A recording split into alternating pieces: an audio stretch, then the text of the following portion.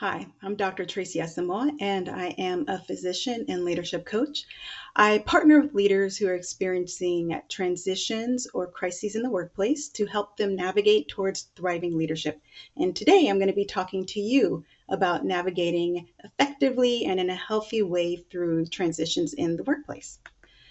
So, a couple of takeaways from today. First of all, I'm going to talk about the difference between change and transition and help you get a little bit greater understanding about the different roles each of those play in situations that you might experience in your workplace. I'm going to talk about how you might start to lead more effectively through transitions. And I'm going to talk about how this all supports you thriving as a leader and having a leadership role that feels more sustainable long term. So, we're actually going to start by talking about what sustainability is as a leadership. And leadership is hard. In healthcare, with a lot of the individuals I work with, leadership burnout can actually be quite high. A recent survey reported that three-quarters of healthcare executive experience burnout. And so that's just one survey in one field, but obviously, in today's high stressed, intense climate, lots of leaders can experience high levels of stress and burnout. But there are things that you can do to have a more sustainable leadership path and actually a path that leads toward thriving in leadership. Some of the things that kind of help you understand whether you are having a leadership role that is leading towards thriving and that is sustainable regardless of how long you want to lead include being able to clearly define as a leader what both the short term uh, vision that you have for the team or organization that you're leading, as well as a long term vision. Being able to articulate that clearly for yourself, but also being able to have your team understand, see, and hopefully buy into that vision. Being able to build a strong cabinet. And by cabinet, I mean just having those important individuals around you, such as folks in finance, human resources that can help you understand your role and do it effectively. These are people who may be smarter than you in certain areas of managing or leading a business. And it's important to have those folks around to help you be able to do the things that you do most effectively while having the knowledge and support and consultation to do all of the parts of business or leading organizations that are important.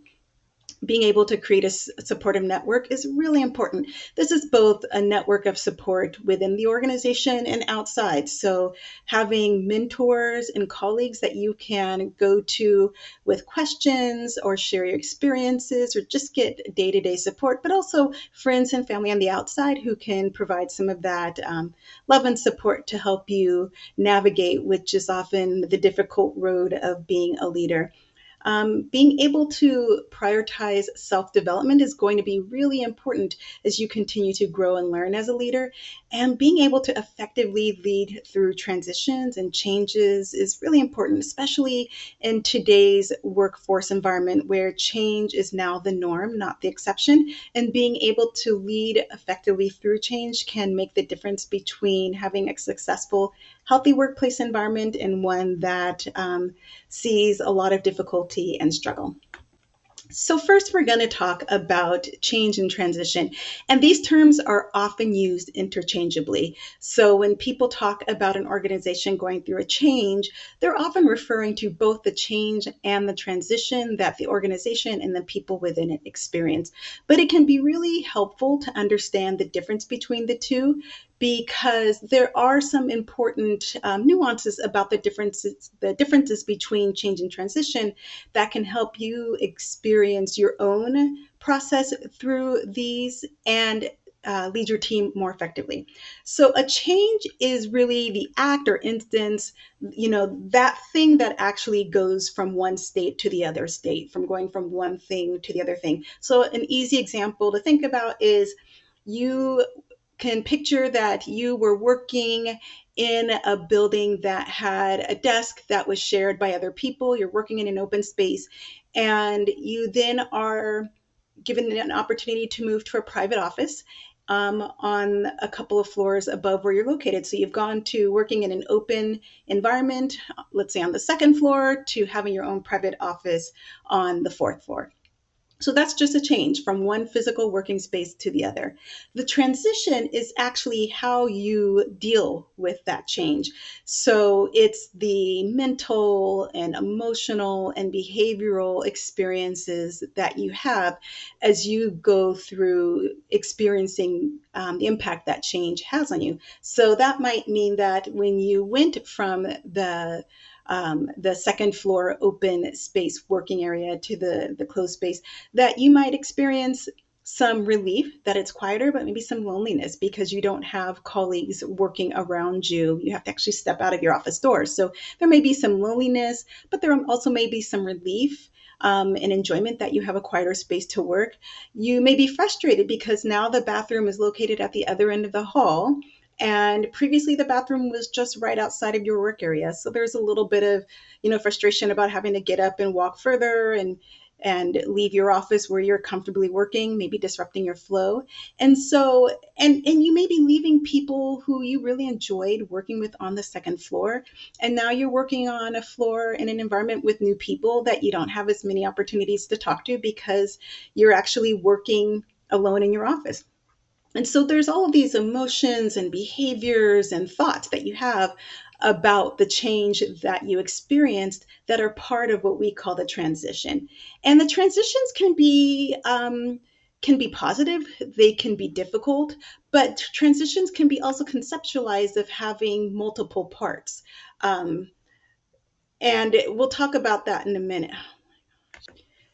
So there are several different types of transitions that are really common to experience as a leader. And I'm talking about them here as both the individual, personal transitions that you might experience as you are leading, and there are those organizational changes and transitions that you might collectively experience within your organization or with your team. Just to quickly take a look at the difference between these two, when I'm talking about an individual change or transition, it could be personal or professional.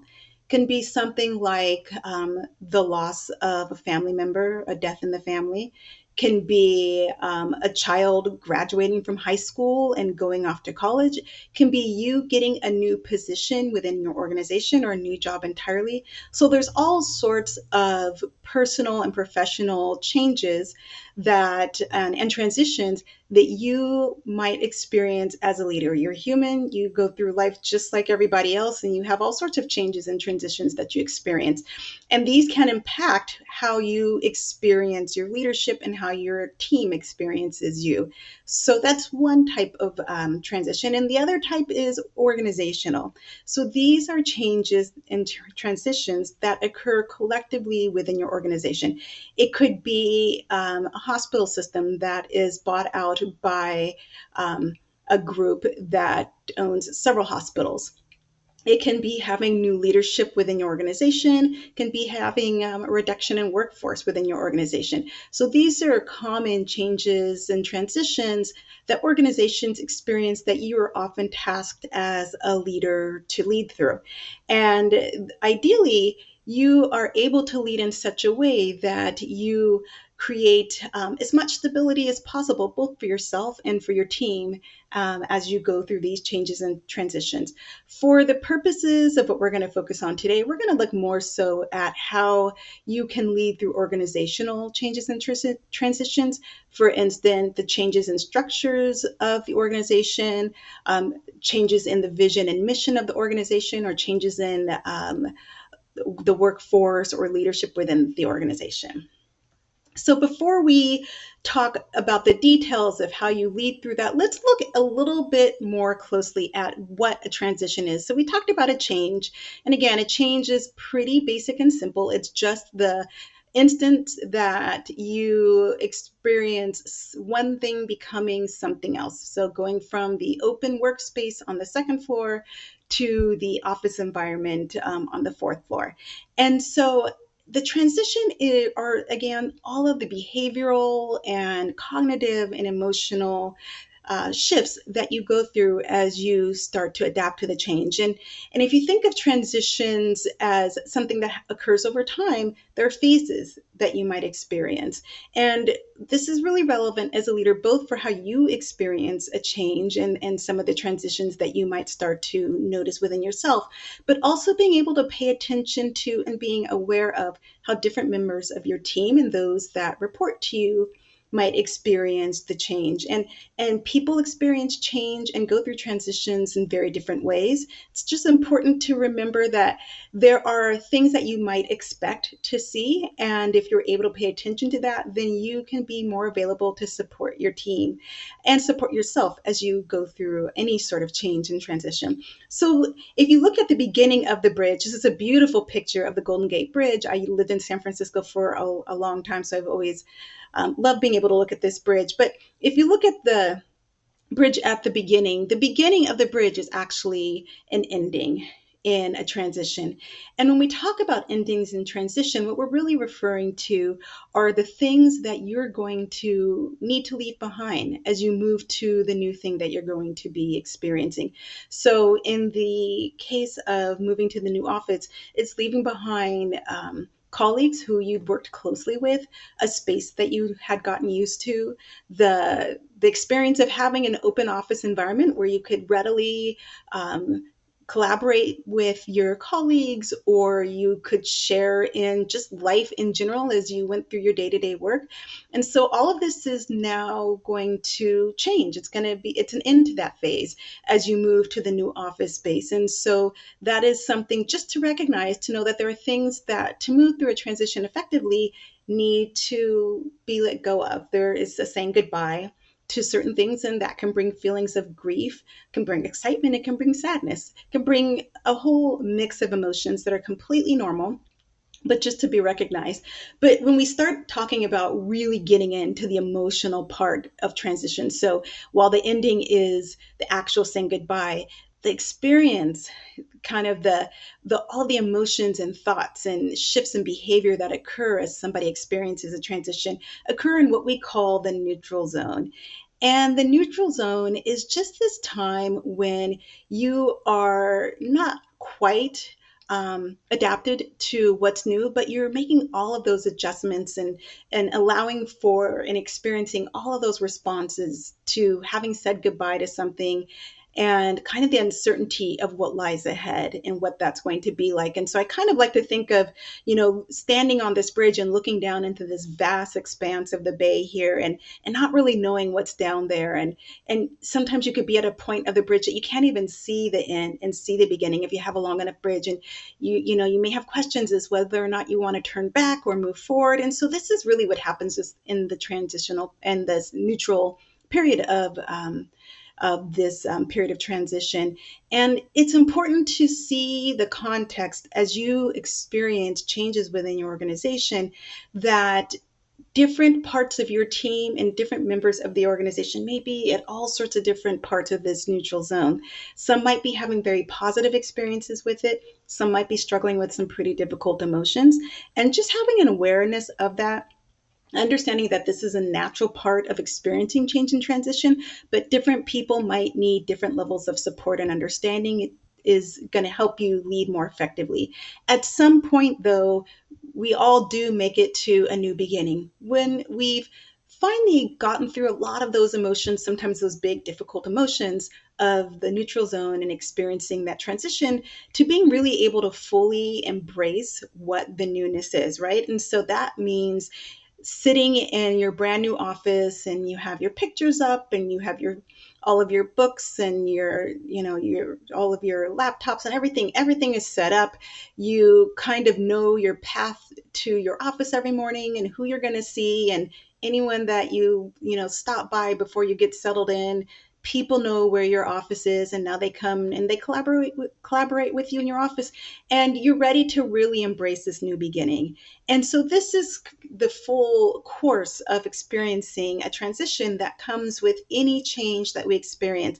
Sometimes the transitions are really small and unnoticeable because, right, some changes aren't that big of a deal and are easy to adapt to, and some can be much more pronounced and noticeable, have much bigger feelings with it, and take a little bit longer.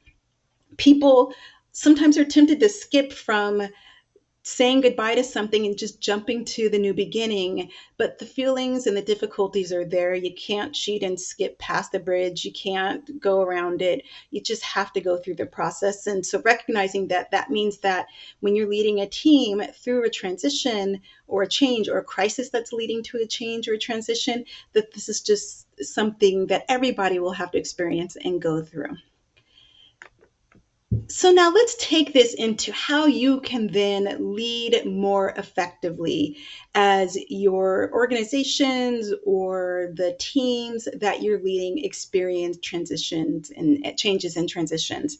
And so there are a couple of things that you can use as kind of goals to how you want to be able to show up as a leader and things that you want to be able to offer your team as you lead through any sort of change that you and your team are experiencing. So, first and foremost, is you are going to be the source of stability. So, if you are able to experience a change and transition with your own sense of feeling stable about what's happening, then your team is also more likely to experience that. And let's be honest, sometimes the stability isn't there. Sometimes you don't have a sense that you're clear about what the transition is leading to, what the change is leading to, what's going to happen on the other side. And so it could be a huge challenge for a leader to be able to project a sense of calmness that allows their team to experience a sense of stability. And so some of the challenge here for you is going to understand and ask yourself, what will it take for me to be able to create a sense of stability within my team or organization, even if I have a fair amount of anxiety or uncertainty about what's occurring. And sometimes that is you stepping back, examining your own emotions, figuring out what you need to do to alleviate uncertainty or anxiety, figuring out what answers you can get so that you can at least feel like you have enough sense of calmness and clarity so that you can present that to your team. Because your goal here is to allow your team to experience whatever transition it goes through, having a level of trust and confidence in your leadership so that that can be a place that they can at least experience some stability when everything around them might be in flux or maybe even chaos. Clarity for you allows you to provide as much clarity as possible to your team. And again, in the ideal world, as a leader, you would have complete clarity and understanding about changes that go on in your organization. Oftentimes, that is not the case. But as much as you can get clear on the direction that this change is leading towards, the purpose behind it, the outcome, the consequences, as much clarity as you can get and have for yourself, then you can also provide that to your team.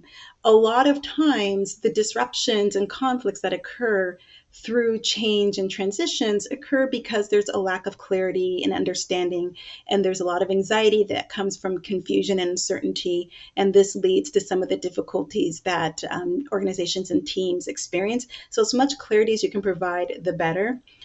You might also be able to have enough clarity and a sense of what's happening down the road. And as a leader, having that strategic kind of 35,000-foot vision of what all of this change means and all of the transitions leading to be able to offer some positive aspects and benefits of the change. Now, if this is a positive change and everybody is buying in, great. Now you just have to keep that sense of clarity and motivation moving forward.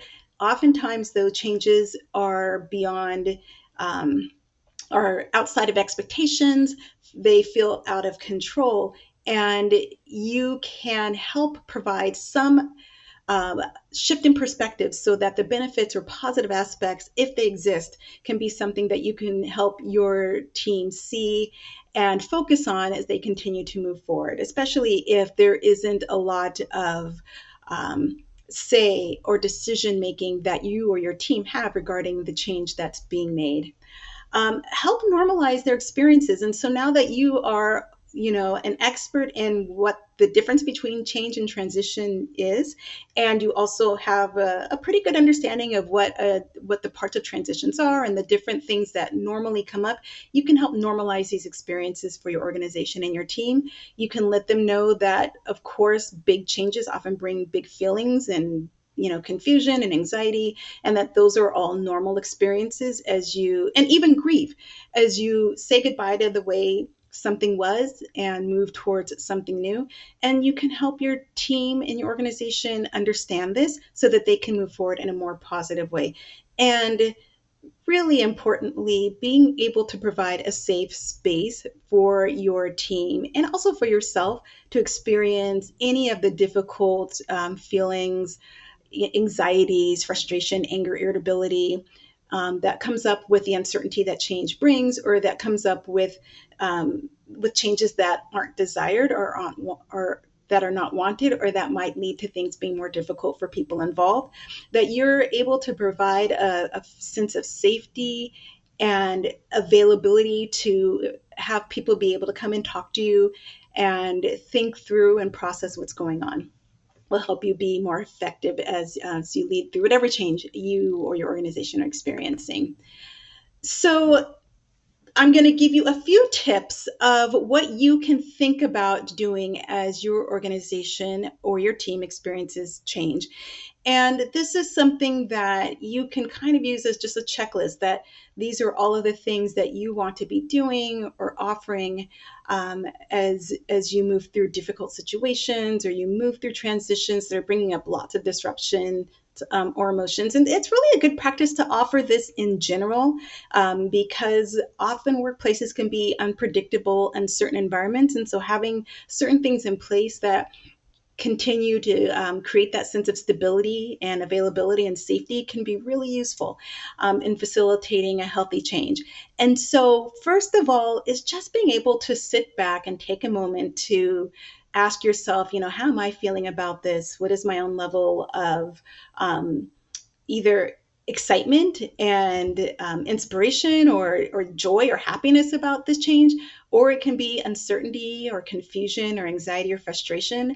I often hear a lot more of the latter with the clients that I partner with, that when they're navigating changes with their teams or the people that are within their organization, that there's often anxiety and uncertainty and confusion, even within the leader themselves.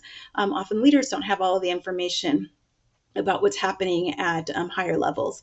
And yet they still need to be able to lead their team effectively through whatever change and transition that's being experienced. And so being able to just check in with your own emotions and just name what's there without any judgment, and allow yourself to just, experience whatever that is. If you're feeling anxious about it, acknowledge that that feeling is there, and then be able to ask yourself, so what do I need to do to be able to either manage this anxiety I have right now, hold it in a way that I can still do the things that I want to do to be present and supportive as a leader for my team. And once you're able to look at that emotion and manage it, then communicating clearly what you can, when you can, on a regular basis to your team. So often a lot of the anxiety and uncertainty comes because communication is so poor. Um, Either there's cross communication, there is miscommunication, there's poor information, incomplete information, and all of this can lead to rumors and confusion and anxiety and instability that really makes change and transitions really challenging. So when you can communicate what's happening, then communicate what's happening. Often you will know things that you can't share, and obviously you don't want to share anything that is not appropriate. But what you do have available to you, set up opportunities to share that information in a clear and concise way, letting everybody have an opportunity to ask questions. This is when you want to show up as an effective communicator, when you not only are great at sharing information that's appropriate to the audience in a clear and concise way, but you were also able to sit and listen and hear what others are experiencing and to hear what they're hearing from you so that you can make sure they're hearing what you hope that they would hear, and that you can validate their experience and give them a platform to express their thoughts and feelings, and doing this on a regular basis so there's not an opportunity for unnecessary confusion or anxiety to build up. Being able to address disruptions. And so, unfortunately, often in times of change and transition, a lot of disruptions occur. People get frustrated or they feel anxious or uncertain, and this can lead to conflicts between coworkers. This can lead to conflicts between individuals and their supervisors or the people that they work for or within the organization. And as a leader, you want to be able to address these situations quickly so they don't cause further destabilization and disruption within your team or within your organization. And so being able to identify people who might be contributing to disruption or having a hard time, and in whatever way is most appropriate for that situation, addressing it and doing it quickly, and being able to focus again on creating a self supportive, stable workplace culture, which may be really difficult in a time of big changes or uncertain changes. But again, you as the leader can create a bit of an oasis within the change and flux that's going on by doing these things. And that is absolutely paying attention to any disruptions or conflicts that are going on and addressing those and not hiding or avoiding those. Checking in regularly. And so I suggest offering opportunities within your schedule to be able to invite people to come in and check in with you. It could be individually, you can set up group times, and actively seeking out people who you think might not check in, but actually might really need to. And this doesn't have to be on a frequent basis, but just enough so you can kind of have a sense of how everybody is experiencing the change and transitions, giving people also an opportunity to ask questions or to express things that they might not express in group settings, or that they may express only after they've had a little bit of time to think about how this change or transition is impacting them. So setting up regular check-in opportunities, offering that to your team, and giving them a platform where you are really there just to listen and to understand and to validate and to offer support and guidance when necessary. And really being there using your best skills at listening and being present. And finally, you taking care of yourself in this process, because change and transitions are hard on the team, but they're also extremely hard oftentimes on leaders. And again, some changes are great and positive, or some changes are small and maybe feel kind of inconsequential. But as a leader, you are going to get the biggest impact of some of the stress and difficulty that comes from navigating your team through that. And so finding your own support networks can be really important. It's not a mystery that support networks and having people around you to talk to about the difficulties that are going on can be something that's really useful. Unfortunately, and I hear this from a lot of the leaders that I partner with, those supports aren't often readily available. And so being able to identify who are those trusted people in your networks. It doesn't have to be people within your organization. The support doesn't even have to be directly related to the change. It's just having someone who can help you manage your own feelings of stress or uncertainty or frustration or anxiety, either directly talking about what's going on, or just having someone that you can say, hey, can we just go for a walk or go have some tea? And just having someone who can do something with you that helps you manage how you're feeling and experiencing during any sorts of big changes and transitions. So your own support network is really important. And if you look at the way that I created these tips, it's really your support and care of yourself bookends all of the stuff that you're going to do for your team and your organization. So the point being that you have to take care of yourself and pay attention to what you're experiencing in addition to your team as you go through any change or transition. So I hope that was helpful. I hope that gave you some things to think about as you experience changes and transitions within your organization as you lead.